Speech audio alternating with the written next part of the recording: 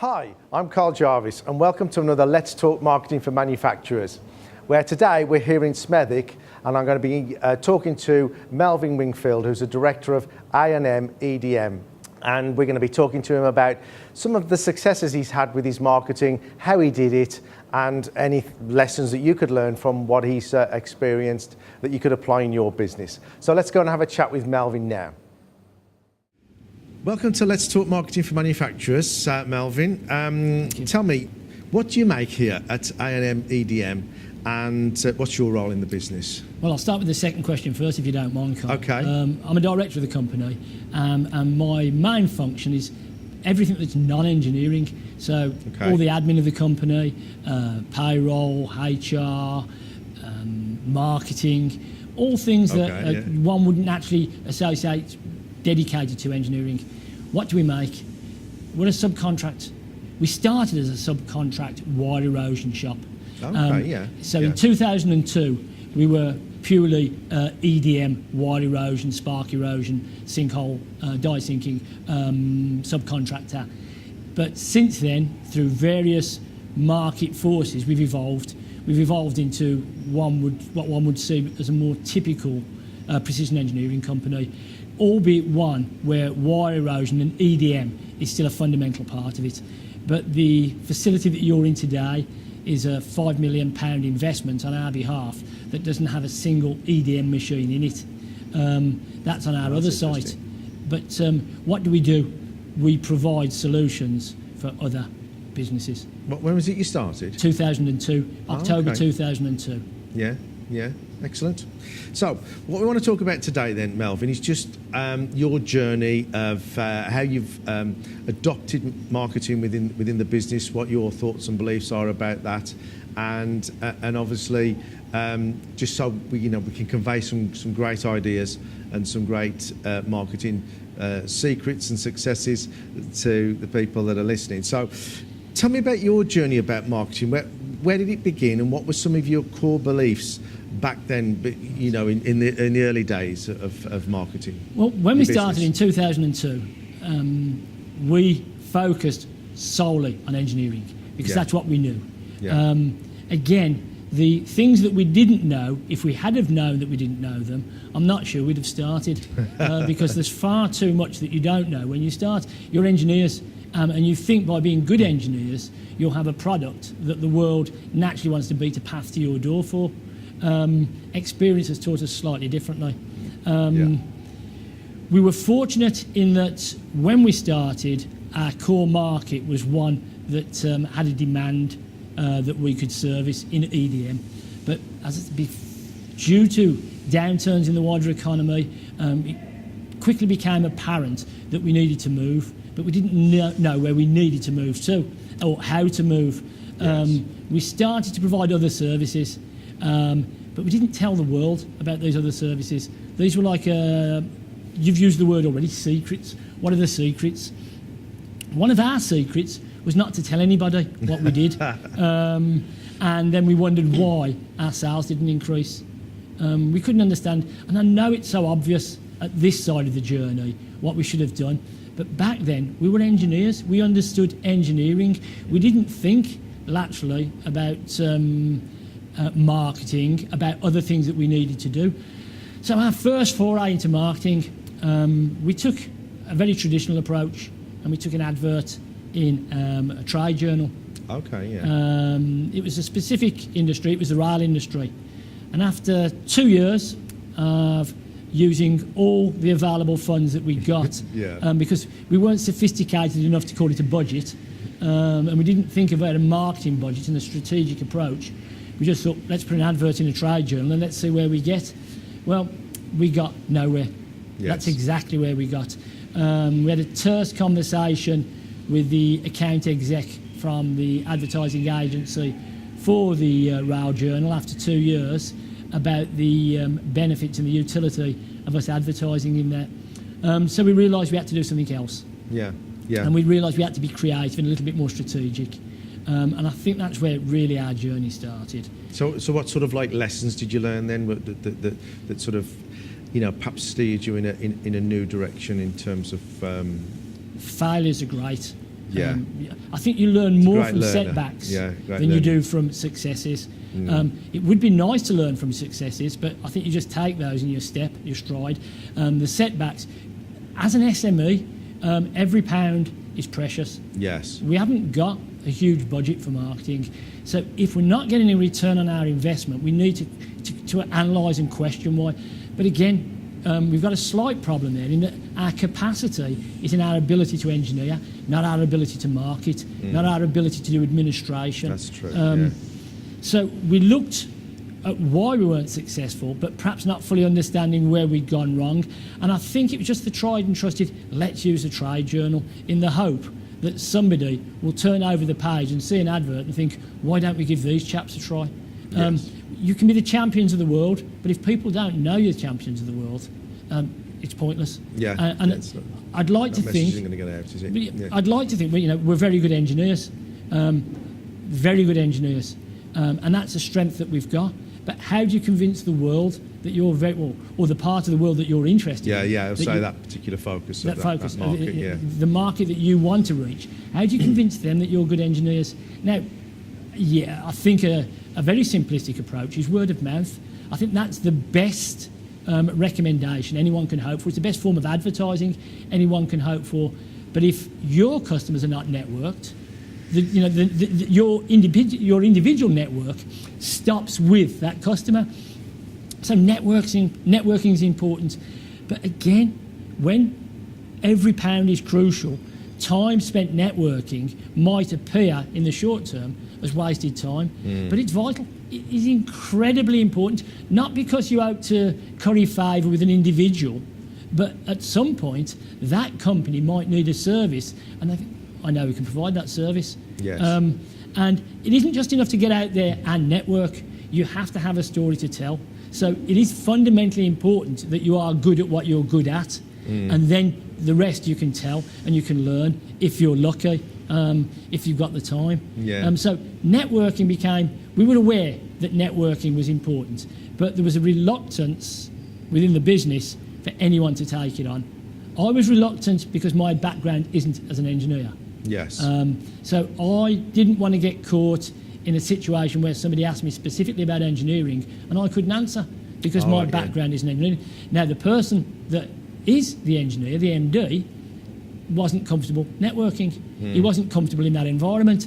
If we could have put both of us together and got us both out there together, you might have got one composite useful person to sell the company.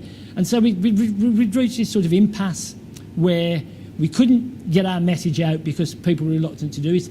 So we had to try and raise the profile of the company. What was the turning point then, Melvin? What was that turning point that, or was there a specific moment in time where you thought, we need to make that change, and what was it that influenced that? In essence, sales. We'd plateaued.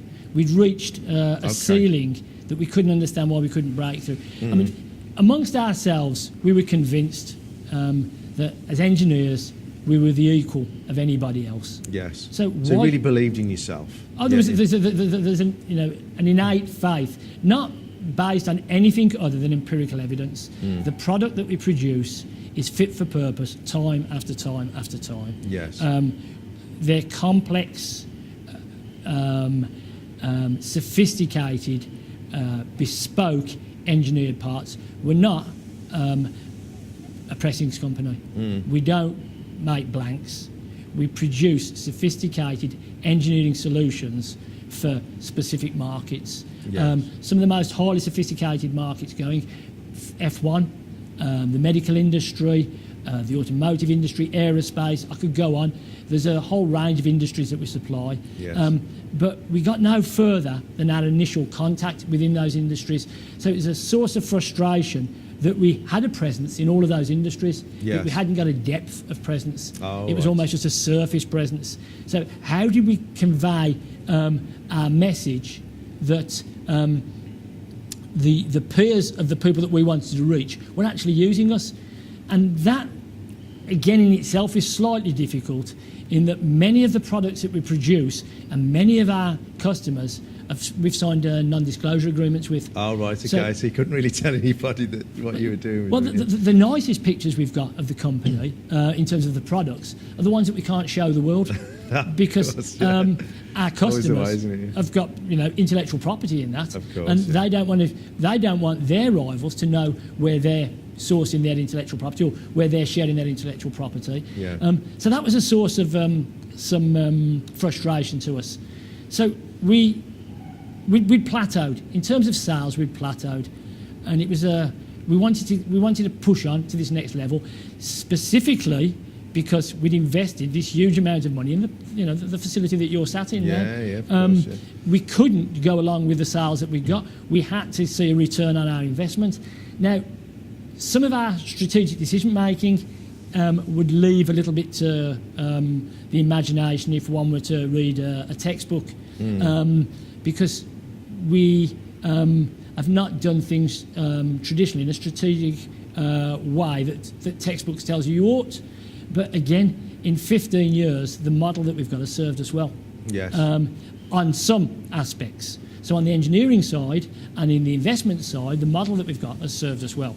On growth side, though, we needed a different model. We needed a different approach. I think that's, as you say, sometimes that's where strategic thinking can come in, and sometimes we can get very caught up in the operational side of the business, but really taking that time out to think things through, to move things forward, I think is perhaps one of those areas that companies need to actually make a conscious decision about and discipline themselves to go through with that. Did you find yourselves sort of that was a painful journey for us. Initially, we saw that as money we could ill afford or time we could ill afford. Yes. Right.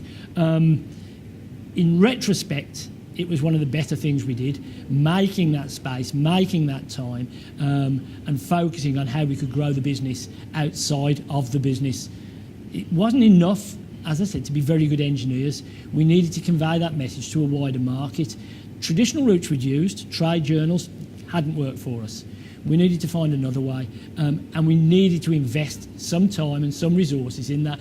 And again, as an SME, it's a painful decision. You've got the choice between investing in a new piece of kit or setting a little bit of budget aside for marketing. You think, well, which was going to give us the quickest return? And because of our mindset as engineers, you think, well, the kit's going to do it every time. Yeah, you tend to focus on, let's get a new machine or let's get some new equipment in. Every time, like that. Yeah. every single time. Yeah. When really, because we didn't know Yeah. about what we needed to know about marketing, and again, because you don't know, you're at the whim of the market.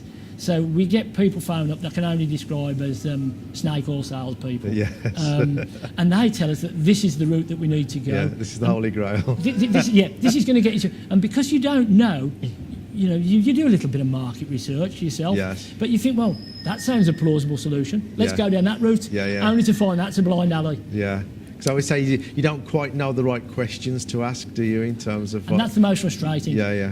In terms of knowledge, you know something's wrong, but you don't know the question or the question, how to phrase the question. Yeah. Or even who to ask the question of. Yes. That's another important thing. Where do you get this advice, this impartial advice? Because ultimately, unfortunately, the people that you're going to for the advice have got something to sell. Yes. And if that's AdWords on Google, that's what they're going to push. Yes. AdWords on Google might work for you.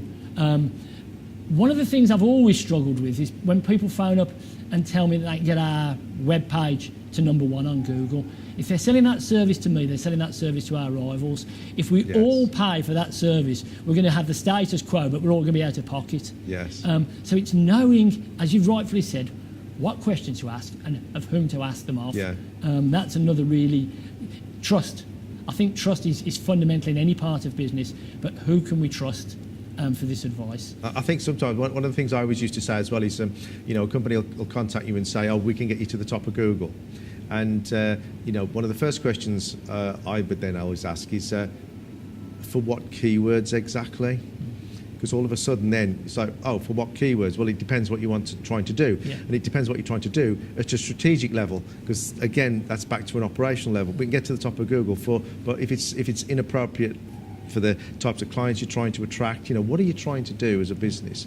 And that sort of really ties into that. So what really helped you to make that change in terms of what you needed to do? If I just rattle off quickly the kind of services that we offer, you can see the dilemma we faced. Coming back to that conversation we just had about the keywords. Yes. So we do electro-discharge machining, we do CNC machining, we offer laser welding, we do metrology, Yes. we've got conventional grinding, milling, turning. I think I've covered most of the things here, but I'm sure there is something that I've forgotten. Oh, we do laser etching. Yeah, there's a whole range of services that have spun off from our core activity, but we hadn't told anybody. So it was vital that we got that message out. So it wasn't quite an epiphany, but it was a realisation that we needed to change our approach and we needed to get out there into the markets. And part of that came with a conversation I had with somebody that was outside of our business at the time, but he's now a colleague, a guy called Phil Calcutt. Phil had got some experience in marketing, vast experience in marketing, but at a more strategic and a higher level than we were placed. Yeah. And I was hoping initially to pick Phil's brains and see what we could do. We had a number of other areas that we wanted Phil to work in. And we were fortunate that he came on board with us and joined us. Oh, okay. So that was good. So bringing that external expertise in to help you to really clarify your thinking. Yeah, but it wasn't just about marketing. There were a number of other things. So bid writing. So okay, yeah, grants, that's always a big, grants. yeah. So we needed to apply for grants. Important. Now we've got certain capacity within the business, but we've got finite capacity. Yes. And you can't focus on, as you said, the functional parts of running the business while you're then trying to do the strategic parts at the same time without that capacity. So capacity is really important. Phil's brief was quite simple: to write grant application bids for us, to raise the profile of the company and raise the profile of the managing director at the same time. Now, if I deal with them in reverse order, because the third one was the greatest challenge. Yes. The managing So director. how did you do that? Yeah. Well, the managing director, I honestly believe Mark Wingfield is the best asset in terms of selling this company that this company's got, because Mark Wingfield is a very, very good engineer. Yeah, we share the same name because he's my brother. So I don't give that praise lightly. But Mark is an excellent engineer. He understands about the properties of material and about how to achieve the required finishes that are specified by our customers. Mark is an awful marketer. Mark is an awful networker. I'll tell you what, that's one of the things I find is, when I go into manufacturers, I'll find that they've got this expertise within the business, which is absolutely second to none. It's almost at the point where these people are an authority in their subject, But because you've never really focused on that as an SME, as an asset of the business, then you don't kind of recognise it. And yet, ultimately, if you can do some activities that help that expertise to shine and to be communicated out to the marketplace, then all of a sudden people can really identify with that as a value of the business. So it was good that you recognised that within Mark, because you just take it for granted, don't you? Oh, that's I'll right. just do what I do. That's right. That's right. Yeah. I mean, in another life, I worked in a different industry where people give themselves names such as professor or doctor. Well, they don't give themselves a name as a doctor. You have to earn that. You have to Yeah, get a certificate. Yeah, but professor is based on your volume of work, or sorry, it's your an quality of academic, work, an academic qualification. qualification. But they understand the value of what they do, and they understand the value of the knowledge that they've acquired. Yes. Mark didn't really appreciate the value of the knowledge that he acquired, because it was, as in academia, their knowledge base is a day-to-day thing. Mark didn't recognise that. No, it just accumulated over a period of time, I guess. Yeah, that's right. And again, the thing that's on the side of a £2 coin, we know what we know by standing on the shoulders of giants. Yes. We're in an area where the Industrial Revolution started. The accumulated knowledge in this area over generations. It's staggering, isn't it? It is. So Mark isn't the recipient of just his knowledge base. He's the recipient of everybody that he's learned learnt from, and the people that they learnt from, and the people that they learnt from. So Mark's knowledge base stretches back to probably the start of the Industrial Revolution in that sense, because he's built on all those. He's built on all those people, but his skill set is as an engineer, not as a communicator, not as a marketeer, not as a networker, and he wasn't comfortable, and he isn't comfortable in those environments. So it's almost like you don't want to blow your own trumpet, or there's a little bit of that. Yeah, there is a little bit of that. But again, and it's a little bit hackney, but a footballer is only a footballer while they play football. A bricklayer is only a bricklayer while they lay bricks. If you stop practicing those skills, they atrophy, and very quickly you lose those skills. Mark had never learnt those skills. One of the secrets that we had to do was teach him those skills, make him comfortable being in an environment where public speaking wasn't a threat to him. So you got him out doing some public speaking? We did. Oh, excellent. If we could get people into the factory, Mark was brilliant. Absolutely. He could sell this business a dozen times over. I don't mean sell the business in terms of selling it as an entity, but to a customer, he could sell the values of this business. Well, sell the story. Sell the sort of, as you say, the goodwill, the everything about the value and the benefits of the business and stuff like that. But I agree with what you're trying to say. Is it's not just like selling it in the like the direct sense. It's just getting that message across. And so if we could get people in, Mark was comfortable. Mark was comfortable on his own territory, in his own environment. What we had to try and do is get him out there. Now I can give the message, as I've already said to you, 24 hours a day, I give this message. I would get caught up the first time somebody says, well, what tolerances do you work to? Because I wouldn't know, because I'm not an engineer. And it's important that in our environment, the message comes from people that understand what they're talking about, from people that have a knowledge, from people that have the acquired and accumulated empirical experience of doing these things. What else did you do then to help to grow Mark's profile? First of all, we joined certain trade organisations. So we joined the EF, we joined the Black Country Chamber, we joined the Federation of Small Businesses, we joined Made in the Midlands. Those are excellent organisations. But we joined all this. Now, by saying join, we'd always been passive members of them. We paid our subscriptions. That is a key issue, isn't it? As you say, sometimes people can say, they'll join the chamber and they'll say, well, it didn't do anything for us. Well, it's because you didn't do anything for it, in a sense, or for what you were trying to achieve anyway. You can't just sit there passively and go, so where's all the orders? That's right. And I think that was almost an epiphany to realise that. And I know, again, at this point, that it's easy to say that, but hindsight's a wonderful science. I'm never wrong with hindsight. And if I'd have known back then what I know now, I'd have become more involved in all those organisations. Involved, engaged, proactively. And I understand your time's precious when you're trying to, get just to tomorrow. You want your business to survive just till tomorrow. Next week's a long way away. But to get to tomorrow, you need to invest today in some of that networking, some of that time. And after a long, hard day, the last thing you might want to do is go to a meeting or go to a breakfast meeting before you start work. But the value of that, I can't, overestimate, because it's been hugely important to us. In terms of making, and when I talk about contacts, I'm not being instrumental here. I don't mean I met somebody that gave me some work, but we've got a message out there.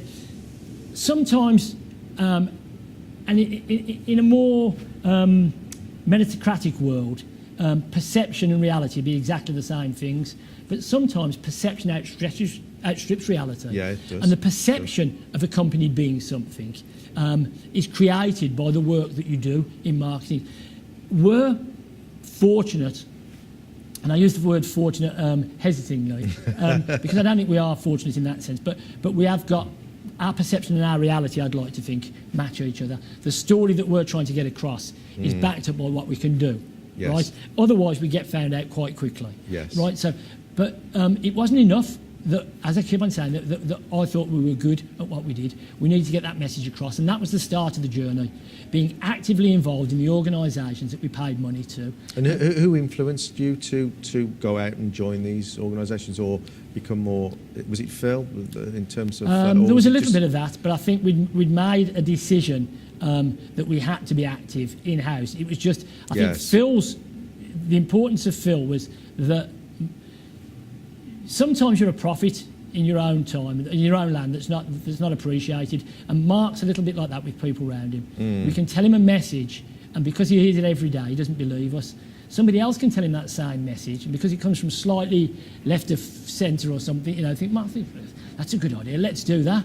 I think sometimes people can have the ear of some people, and their ideas are more influential. And I think Mark listened more to Phil because Phil had got a background in marketing. Yes. And he thought, rather than people in the business who hadn't got a background in marketing, and Mark was prepared to pay the cost, and that cost was to get out of his own comfort zone. Yes. And it is very, very difficult for all of us to start doing things we're not comfortable with. And public speaking is a very difficult one if you're not a public speaker. But, it is definitely. but as with everything, if you practice, it becomes easier. Yes. Um, So there was Mark, and some of the other stuff you said that you did. Tell us about some of the other stuff you Right, said you did. so, you said there was 3 things, but you did it backwards. Yeah, we did it backwards. So definitely building Mark's profile has been massively, sort of a key. and so we did that through the trade organisations we're already members of. Okay. Secondly, we wanted to raise the profile of the company. How could we raise the profile of the company? Again, we weren't sophisticated enough to have a budget, so we couldn't say, well, we've got 2% of our turnover to spend on this.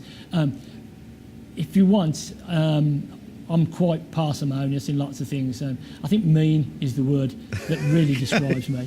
And I want a great return. Yeah. Prudent. Prudent. I'll settle for prudent, yeah. That's a good word. I want the maximum return on every pound we invest. Yes. And I thought, how could we get that?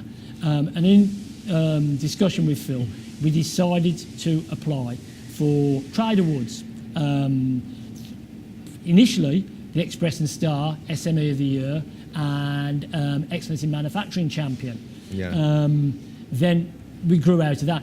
We'd had a little attempt at it in previous years, but our ability to write applications or submit a bid in that sense was restricted by the capacity within the company to provide that. So was it a real clear commitment to that, going out, researching what awards are available, making sure you get the nominations on within a timely manner, it's just putting that kind of activity together? We were fortunate in that Phil had was networked into some of those organisations. Because they're all there, aren't they?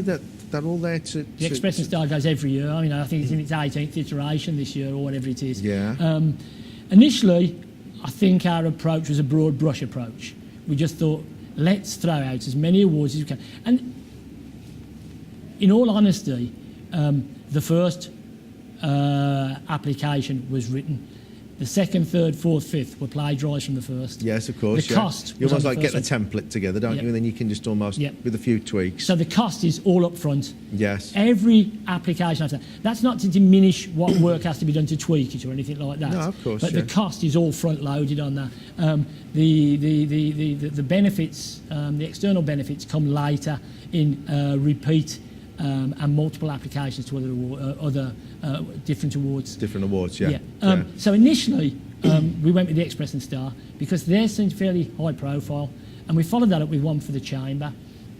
And our success rate was phenomenal. I think we won 2 of the first 3 that we. Excellent, yeah. So a 66% success rate seemed good for me.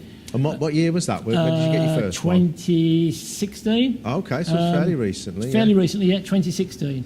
So we were Express and Star SME of the Year in 2016, and we were finalists in the Manufacturing in Excellence category, where we came runners-up to a company called Jaguar Land Rover.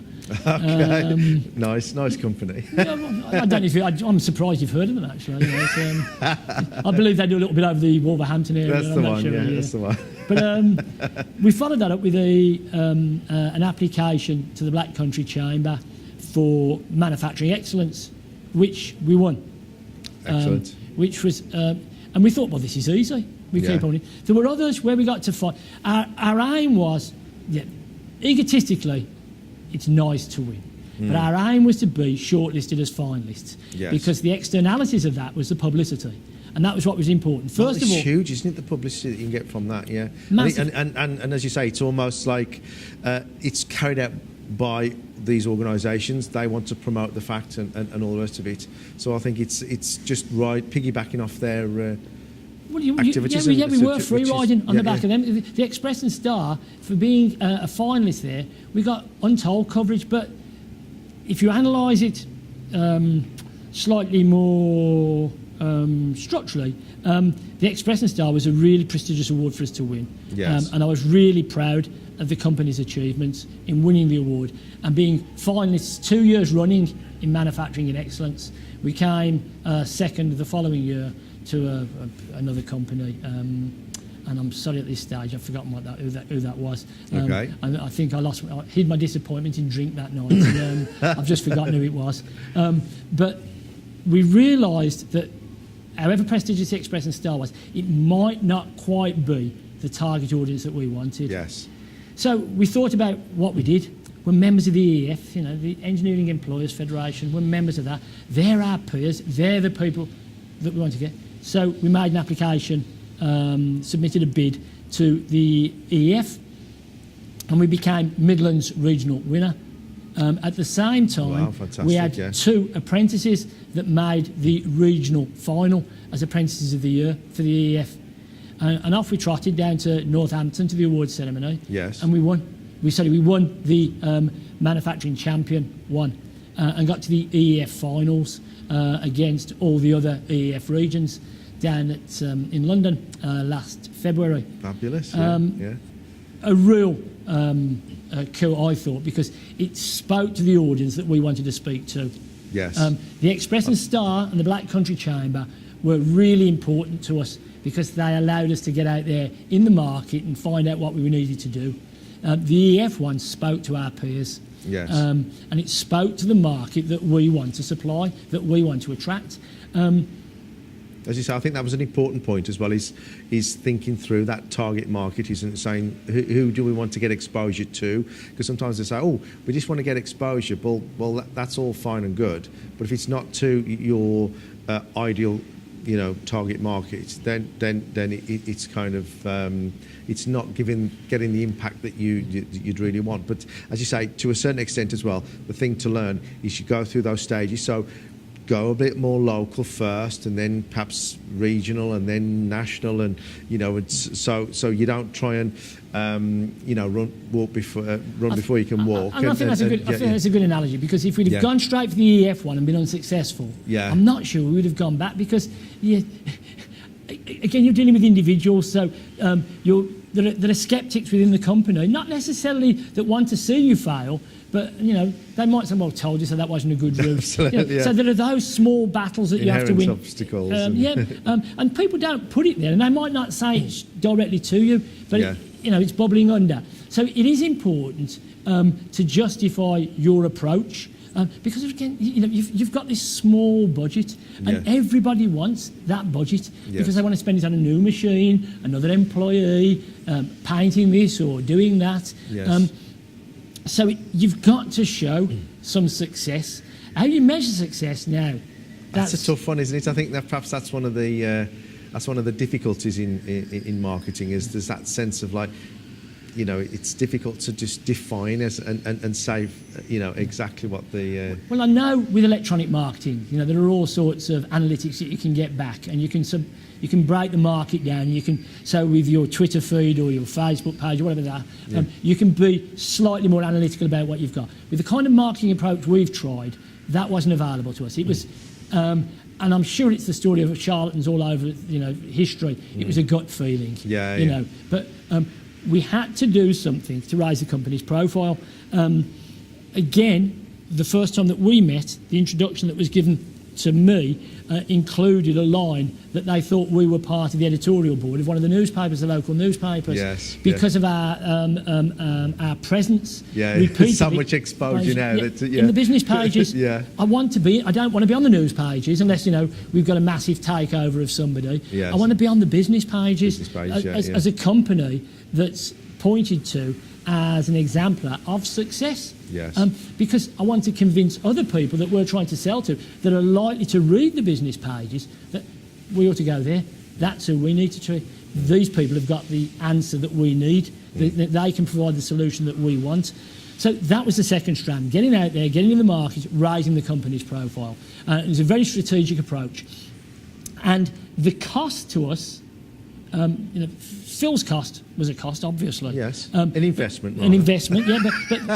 But the physical cost of the company was less than I assume we would have spent on a traditional marketing campaign. Yes. And it's got repeat applications. We can go again and again and again. We've refined that process. So as a company, we look to market-specific awards. So the manufacturer, we were successful this year in that we had 3 engineers in the top 100. Oh, fantastic. The managing director, Mark Wingfield, Gary Sermon and Stuart Talbot were all recognised by the manufacturer as good engineers, outstanding engineers. And I think to get 3 in the top 100, that's excellent. That's so a congratulations huge on that. achievement. Well, we were rightfully... The vicarious... I'm not an engineer, and I've told you that repeatedly. Yes. But the vicarious pleasure I got off their engineering achievements, because it gave value to what they do. You've already mentioned it. They don't value it because they do it every day. Yes. It's just what I do. Take yourself for granted, don't you? They do. And they're self-effacing. They're working class people that are incredibly self-effacing. But all of a sudden, they've got external recognition. Yes. You are good. You are the scarecrow that had the heart or the brain, or that's the one. The wizard. You are all those things, and you always were. Yes. The only people that didn't believe it were you. Yeah. So there are externalities there from marketing that you can't just put in a marketing category and say, well, we had this success, because we've raised the confidence of people within the business as a part of our marketing strategy. So there are externalities that when you set out, you don't even think about. It's made people realise that, we are good at what we're doing. I think the nice thing is as well, the 2 big things that we're always trying to convey of a business is credibility and trust. Yes. We want people to recognise that we are credible. Yes. We do what we say we do. And we also want people to just trust that they can work with us. And would you say that the process that you've gone through with these awards and everything has been a major factor in helping to boost both of those 2 sort of core values? I think undoubtedly. Again, if you asked, over the traditional salesman, advertising, that kind of thing. Well, to put some context, advertising, short of the advert we did in a trade journal for 2 years running, we've never used. Yeah. We've never had a conventional sales team. We don't have a sales team, Yeah. right? So all we've got is our product, the thing that we make. And the best advocates of that are the people that make it, but they never believe that. So the credibility is hugely important, because you can't sell a story to the world if you're not credible, because they'll quickly find out that you're not credible. Yeah. So it's no good just being great marketeers. I'll come back to DeLorean. What a great product they had, and it was, it was in films, it was everywhere. How many DeLoreans are on the road now? Right. How much money do they take off the British taxpayer? So you have to be credible, and you have to be able to deliver on what you say you can deliver on. But then you need to tell the world about that. And the marketing route that we have taken has allowed us to do that. One of the things it has done, and again, I've only just given this the weight that I think it rightly merits, is it has raised confidence within the business about what we do. That's really important, isn't about it? what we do.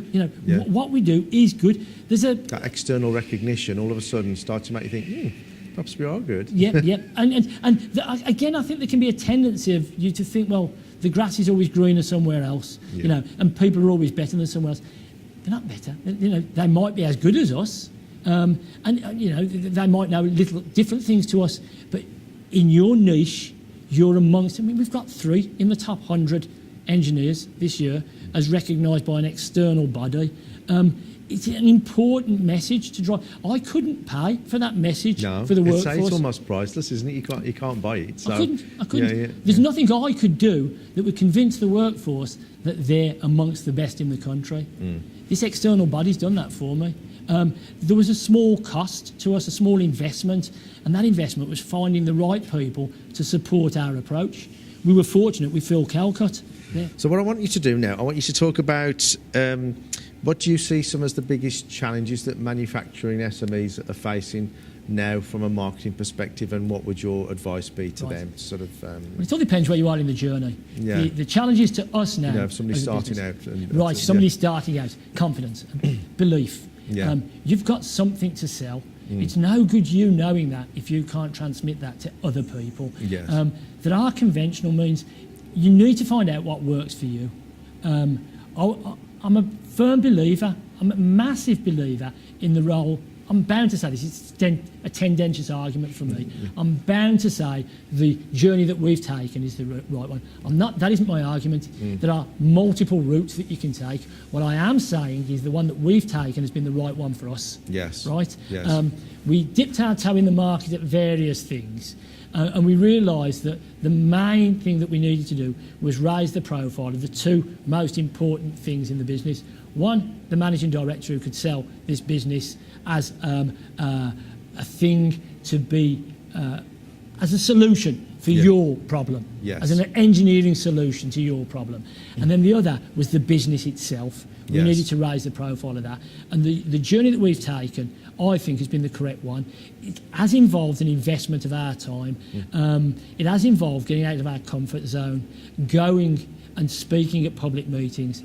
Again, we're not trying to be something we're not.